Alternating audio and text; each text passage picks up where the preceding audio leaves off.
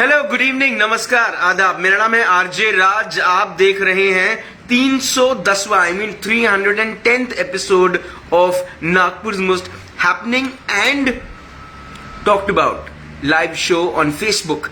Show का नाम राज की बात। छतरपुर फार्म्स प्रेजेंट्स राज की बात in association with Kamat and Durkar wealth managers.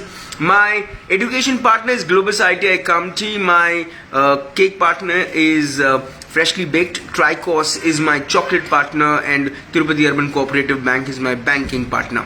A big thank you to Rosetta Elite Club, which is my club partner.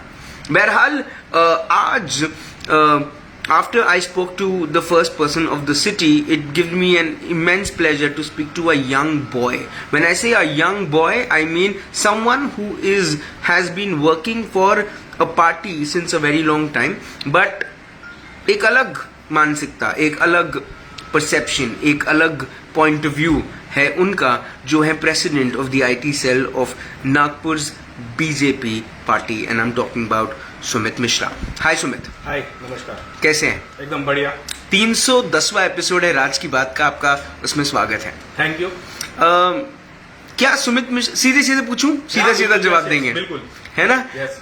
क्या सुमित मिश्रा सुमित ठक्कर की लाइन में जा रहे हैं? नहीं, सुमित ठक्कर पहली बात तो बीजेपी IT सेल से बिलोंग नहीं करते हैं। वो जोड़ा गया है, उनका कनेक्शन की बीजेपी IT सेल से है। वो एक आम आदमी है जिन्होंने अपनी राय रखी थी सोशल मीडिया में, और कुछ लोगों ने उसको जोड़ा गया है IT सेल से, तो टोटली गलत डिफरेंट लाइन है।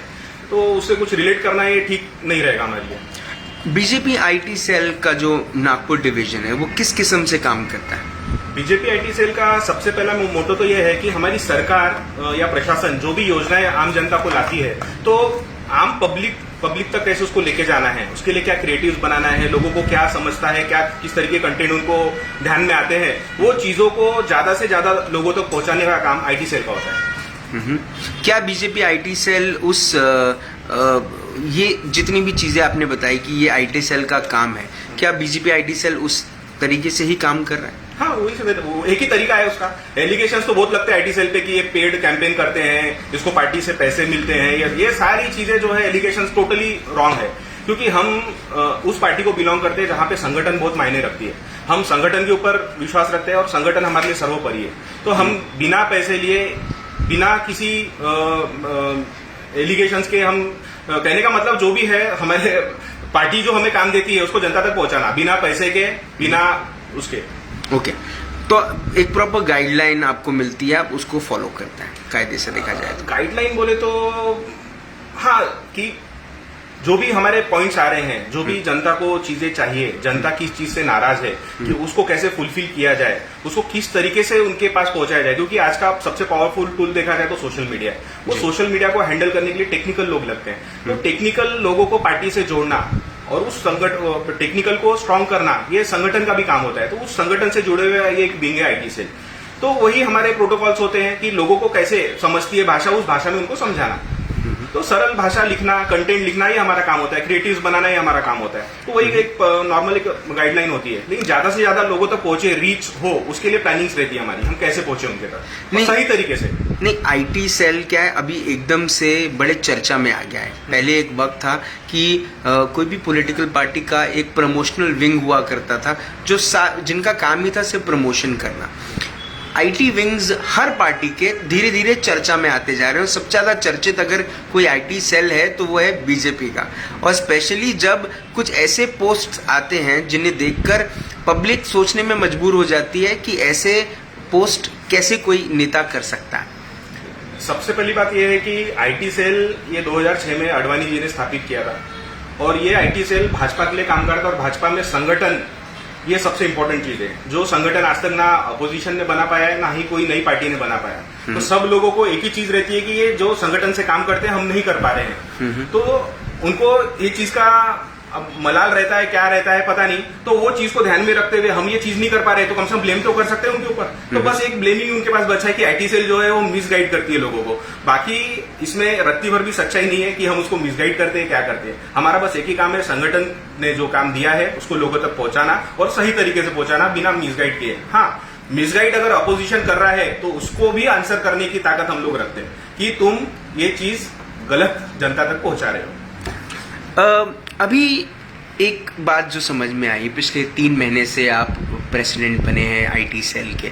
इसके पहले आपने एक बहुत लंबा समय काम किया है फॉर बीजेपी। आप जब से आपने ज्वाइन किया तब से आपने प्रधानमंत्री योजनाओं को प्रमोट करना, लोगों तक पहुंचाना, ये एक मेजर काम है। और दूसरा है आप डिफेंसिव जाते हैं। आप पे भी बहुत सारे एलिगेशंस हैं सुमित। मुझे ऐसा लगता है कि उन चीज़ों के बारे में भी आपको बातें तो पता चलती होंगी। अब एलिगेशन बोले तो एलिगेशन लगाने वाले कुछ ऐसे प्राणी हैं, अब उनका नाम तो लेना नहीं चाहता हूँ, उनका नाम लो और वो बड़े बन जाए, वो मैं चाहता भी नहीं हूँ। कुछ एक राष्ट्रवादी और कांग्रेस के थ्रू बनाया गया एक फोरम है नागपुर में, जिनके फॉलोअर्स आप देखोगे, जिनके उस पोस्ट पे कमेंट करने वाले लोगों को देखोगे तो मैक्सिमम कांग्रेस, बीजेपी और कुछ ब्रिगेडी लोग हैं जो गलत हिस्ट्री रिप्रेजेंट करते हैं जनता को। ऐसे लोगों के ही कमेंट है वहां पे।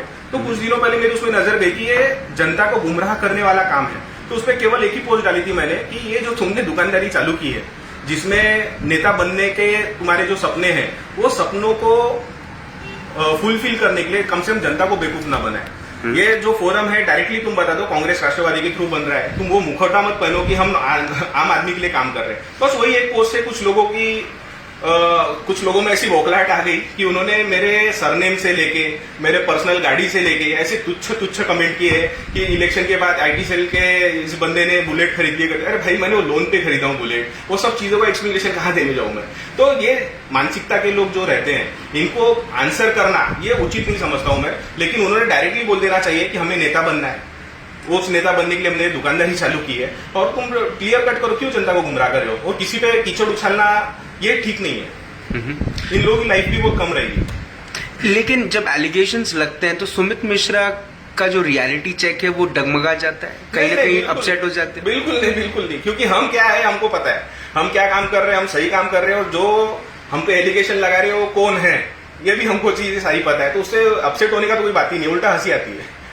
आप लोग एक चीज और लोगों को बहुत ज्यादा लोगों के मन में सवाल आता है इस बात का कि जो हैशटैग्स क्रिएशन होती हैं और हैशटैग जिस हिसाब से प्रमोट होते हैं, जिस हिसाब से ट्वीट्स होती हैं, जिस हिसाब से फेसबुक पोस्ट होते हैं और व्हाट्सएप पे लोगों के मैसेजेस आते हैं, ये पूरा का पूरा जो उसकी जो फंक्शनैलिटी है उसको लेके जो सवाल है, क्या आपको ऐसा लगता है कि कभी आपने जस्टिफिकेशन देना चाहिए उन सवालों के ऊपर कि हैशटैग क्रिएशन के ऊपर में आप लोग किस तरह से काम करते हैं, किस किस्म से आप लोग इसको प्रमोट करते हैं?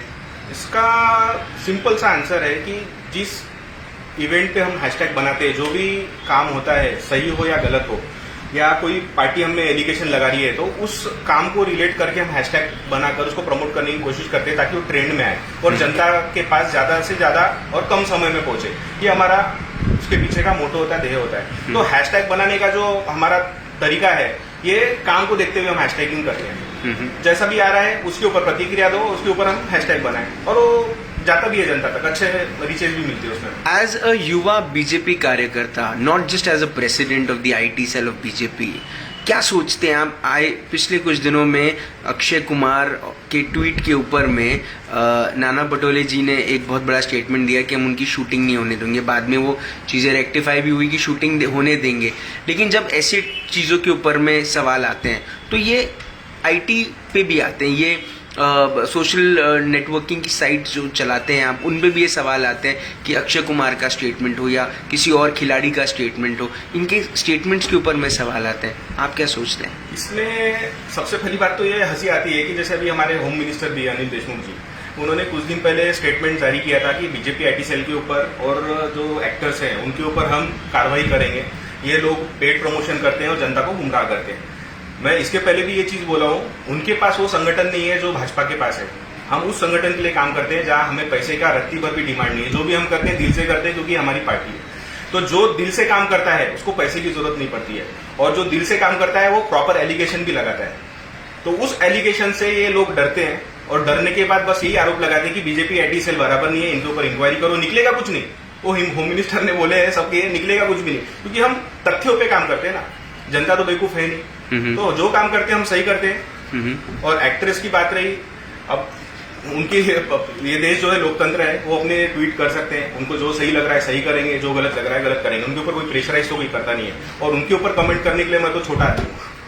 लेकिन इतना जरूर तो आप सोचते होंगे कि एक बहुत बड़ा विरोध चल रहा है किसानों द्वारा कृषि कानून पे, और उसके ऊपर में बीजेपी के किसी भी फोरम पे, मैं ऑनलाइन फोरम की बात कर रहा हूँ, किसी भी फोरम पे कोई ट्वीट नहीं आता है, कोई मैसेज नहीं आता है, कोई फेसबुक पोस्ट नहीं आता है। कहीं ऐसा लगता है आपको कि इस बात को लेके थोड़ा सा पुल आउट है? नहीं, क्या है, किसान आंदोलन जो है ये क्लियर कट जनता को पता है, जो आंदोलन कर रहे हैं वो किसान है ही नहीं। पहली बात, जो किसान है वो बराबर अपना खेती कर रहे हैं, अनाज उगा रहे हैं, बेच रहे हैं, वो सब चीजें जैसी है वैसे ही चल रहे हैं। कांग्रेस को कुछ एक मुद्दा मिला है जिसमें उनको लग रहा है कि वो मैटर और गर्म कर सकते हैं, तो उसको खींचने की कोशिश कर रहे हैं। बाकी जो चीजें है जैसी थी वो ऐसे ही है, और किसान भी आज भी बीजेपी के साथ है और पहले भी थे, तो उसके ऊपर इसलिए कुछ रिएक्शन करना उचित नहीं है। कई सारे नए नए चेहरे उभर कर आ रहे हैं बीजेपी युवा में भी, और ये अपने आप में कार्यशील लोग हैं, अच्छा काम करते आए हैं, कई वर्षों से संगठन के साथ जुड़ते आए हैं। उनके मन में अब कहीं ना कहीं इलेक्शन 2022 के लड़ने की लालसा है, मन में एक इच्छा है कि वो हो। उत्तर नागपुर से भी काफी वर्षों से देखा जाए तो कोई एक नया चेहरा निकल कर नहीं आया है। क्या नए चेहरों को मौका देंगे? फॉर एग्जाम्पल नए नए चेहरे हैं, जैसे कि फॉर एग्जाम्पल क्या देवेश द्विवेदी को मौका मिलेगा? युवा नेता है, युवा है, जुड़ता है लोगों से। हनी भंडारी है आपके उत्तर नागपुर के, युवा है, सबसे जुड़ते हैं, मिलके काम करते हैं। कोरोना के वक्त में भी बहुत सारा काम किया हनी भंडारी ने। क्या सोचते हैं? अब टिकट का बात, not as a president, as a young BJP leader, what do you think? बिल्कुल, यंग चेहरों को तो देने को ही होना चाहिए चांस, और बीजेपी देती भी है, यंग चेहरों को सामने लाती भी है। आप देखेंगे आने वाले समय में, और काम करने वाले जो है कोरोना काल से सब यंग जुड़े हुए हैं बीजेपी से। तो एज अ बीजेपी का ये करके नहीं बोल रहा हूँ, एज अ पर्सनल मेरा थिंकिंग है कि नए चेहरे को बीजेपी ने टिकट देना चाहिए जो उसके लिए डिजर्व करता है। तो हो सकता है आने वाले समय में यंग चेहरों को दे। ओके, मुझे एक चीज बताएं, जिस हिसाब से बीजेपी आईटी सेल काम कर रहा है, आपके विपक्ष भी बहुत सारी कोशिशों में हमेशा लगे रहते हैं, कहाँ वो कम पड़ जाते हैं आपके हिसाब से? कम पढ़ने का भी विचारों से, उनके विचार जो है एकदम छोटे हैं। नेता जो रहता है वो बड़ा दिल का होना चाहिए, उनकी थिंकिंग बड़ी होनी चाहिए।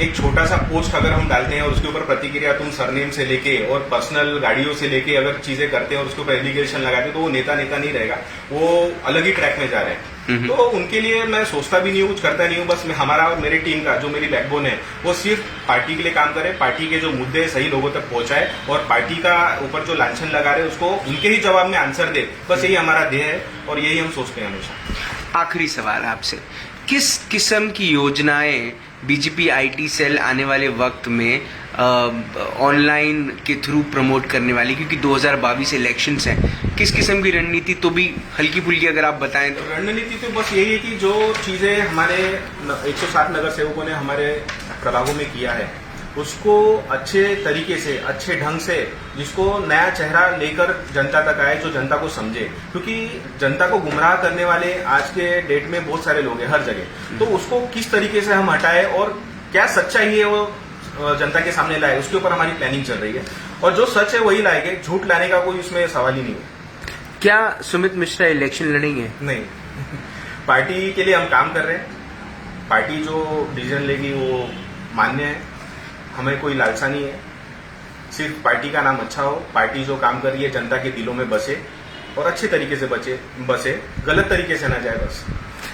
कांग्रेस के कुछ लोग आपको देख रहे हैं और अभी तक उनकी तरफ से कोई सवाल तो नहीं आया, लेकिन वो जरूर देख रहे हैं आपको, कुछ कहना चाहते हैं आप उनसे?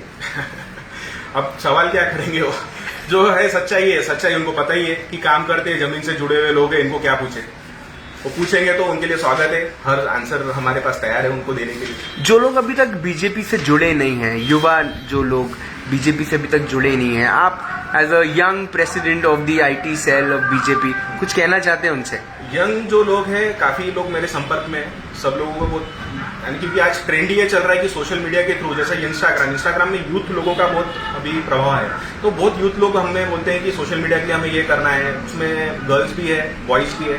तो आने वाले समय में जब हमारी कार्यकारिणी की घोषणा होगी तो जरूर उन चेहरों को मैं सामने लाऊंगा और पार्टी को मजबूत करने के लिए उनको मैं गाइड करूंगा। जो जुड़ना चाहते हैं कैसे जुड़े आपसे? जो जुड़ना चाहते हैं, मेरा पर्सनल नंबर मेरे प्रोफाइल में है और बीजेपी आईटी सेल का एक पेज है, उस पेज में वो अपना इंक्वायरी फॉर्म भी भर सकते हैं। सुमित, आपने अपना वक्त दिया, बहुत शॉर्ट नोटिस पे आपने ये इंटरव्यू दिया, उसके लिए बहुत बहुत धन्यवाद। और जितनी बात आपसे करी, जो समझ में आया वो शायद यही समझ में आया कि आने वाले दिनों में बीजेपी आईटी सेल में बहुत सारे चेंजेस होने वाले हैं, जिसको लेकर शायद अब विपक्ष ने भी तैयारी रखनी चाहिए। उनके भी एक मैसेज है उनके लिए कि जो ये चीजें फैला रहे हैं कि हम पैसे लेके काम करते हैं, 40 पैसे के लोग हैं, ये धारणा से काम शायद कांग्रेस के या अपोजिशन के कोई लोग करते होंगे कि उनको पैसे मिलते तभी कमेंट करते हैं, तो वो इल्जाम सिर्फ हमारे ऊपर ना थोपे। एक ही मैसेज है, हम बिना पैसे के, उल्टा जेब से पैसे लगा के पार्टी के लिए काम करने वाले लोग हैं और संगठन ही हमारे लिए सर्वोपरि है। आपने अपना वक्त दिया, आपने हमसे बात करी, उसके लिए बहुत बहुत धन्यवाद। Thank you so much. Sumit Mishra एक युवा नेता, आईटी सेल ऑफ बीजेपी के प्रेसिडेंट हैं, और एक बात वो शायद अपने पूरे इंटरव्यू में बार बार कह रहे थे, और वो बात यही थी कि पर्सनल नहीं जानी चाहिए, आपको पार्टी रिलेटेड बात करनी है, आप पार्टी रिलेटेड बात करो और पर्सनल मत जाओ। और एक बात उन्होंने और कही कि हम अपनी मर्यादाएं जानते हैं, और ये बात बिल्कुल सही है। मुझे ऐसा लगता है मर्यादाएं हर किसी के लिए, और मर्यादाएं जब कोई लांघता है तो वो रावण ही बनता है, और दिन के आखिरी में रावण का वध होता है। कल शाम को 5 बजे होगी मुलाकात इन राज की बात। तब तक आप अपना ध्यान रखें, सुरक्षित रहें, स्वच्छ रहें, स्वस्थ रहें, मस्त रहें।